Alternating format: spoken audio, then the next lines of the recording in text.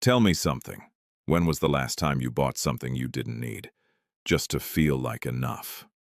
A new outfit before a date. Upgraded to the newest phone when the old one worked fine.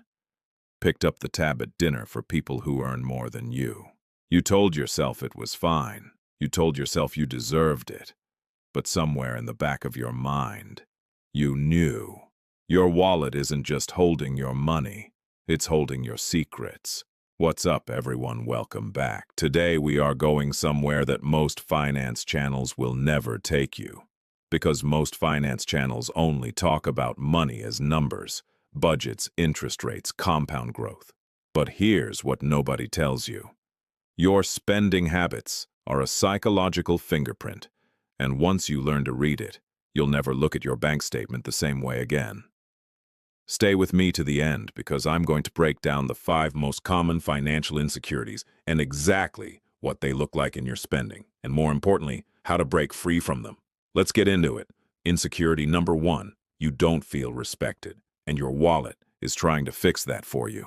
This is the person who buys the BMW on a Toyota budget, who won't be caught dead in anything without a logo on it, who orders the most expensive thing on the menu, even when they're going to stress about rent next week. It's not vanity. Vanity is shallow. This is deeper. This is someone who grew up feeling overlooked. Maybe you were the kid without the right sneakers. Maybe your family struggled and people treated you differently because of it.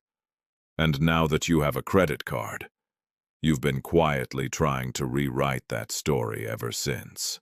The hard truth, the people whose respect you're buying with your spending, they're not watching, and the ones who are watching, they're doing the exact same thing.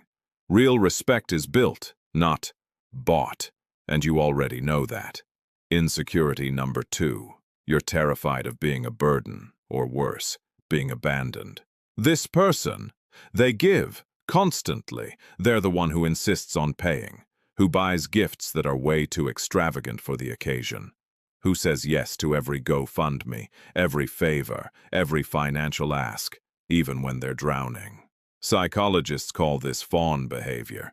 It's a stress response, and it costs a fortune. If this is you, let me ask you something nobody has probably asked before. When was the last time someone stayed in your life because of who you are, not because of what you gave them? Because here's the financial reality. You cannot pour from an empty account. And the relationships you're buying with your generosity, they're not as solid as you think. Set a giving budget. Protect yourself. Real love doesn't come with a price tag. Insecurity number 3. You're terrified it'll all disappear. So you either hoard money or you stockpile stuff. This one's sneaky because it looks responsible on the surface. Saving money sounds good, right? But there's a version of it that's sick. The person who has a healthy savings account but lives in quiet suffering, never going on the trip, never enjoying the dinner, never spending $1 without guilt. And then there's the flip version, buying in bulk, buying backups of backups, spending on storage units full of things they'll never use. Because having more feels like safety. Both versions come from the same wound, scarcity. Maybe money was unpredictable growing up. Maybe you watched a parent lose everything. Maybe you yourself hit rock bottom once and you vowed, never again. But here's the thing about living in scarcity mode. You can have a full bank account and still feel broke. Because the fear never goes away until you heal it, not feed it. Insecurity number 4. Your life feels empty, and spending is your dopamine. This is the impulse buyer. The person who shops when they're sad, bored, anxious, or just numb, and for about 45 minutes after the purchase they feel alive.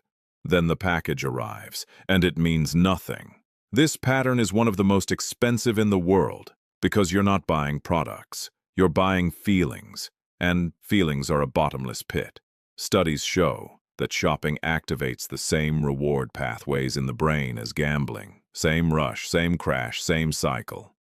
If this is you, I'm not judging. I'm asking, what are you actually hungry for? Connection, purpose, excitement. Because no Amazon order has ever delivered that. Not once. Figure out what the whole actually is. That's the only purchase that'll ever matter. Insecurity number 5, and this one hits differently. You don't believe you deserve financial comfort. This is the person who earns decent money but refuses to spend it on themselves, who buys everyone else gifts but wears shoes with holes in them, who won't invest because, what if I lose it? But the real reason is, deep down they don't believe they deserve to win. This is quiet self-sabotage, and it's brutal. Maybe you were taught that wanting money was greedy. Maybe you failed before and decided the universe was sending you a message. Maybe someone, a parent, a partner, a boss, made you feel like you weren't worth much. Here's what I want you to hear right now. Your past is not your financial destiny, but your beliefs are. And until you decide you are worth investing in, no budgeting app, no investment strategy, no savings plan will ever stick. Now here's where this gets practical, because awareness without action is just expensive therapy. Step 1. Audit your last 60 days of spending, but don't look at the numbers first. Look at the patterns. When did you spend? What triggered it? How did you feel afterward? Step 2. Name your wound. Which of those 5 did you see yourself in? Be honest. Nobody's watching. And if you saw yourself in more than one, welcome to being human. Step 3. Build a conscious spending plan, not a budget. Budgets feel like punishment. A conscious spending plan asks, what do I actually want my money to represent? Who do I want to be when I spend? Because here's the truth. Money is morally neutral. It's not good or evil. It's a mirror, and whatever's inside, you will always show up in how you spend it. I've talked to a lot of people about money, and the ones who transform their finances. It's never because they found the perfect spreadsheet. It's because they got honest about fear, about identity, about what they were really spending money on, and what they were actually trying to buy. Your wallet has been talking this whole time. The question is, are you ready to listen? If this hits home for you, do me a favor. Share this with one person who needs to hear it. Not to call them out, but because this conversation is one most people never get to have. Drop in the comments. Which spending pattern do you recognize in yourself? I read every single one. And if you want me to go deeper on any of these, how to rewire your money mindset, how to build real financial confidence from the ground up, hit subscribe, because that's exactly where we're going next. Take care of yourselves and take care of your wallet, but only after you take care of your mind.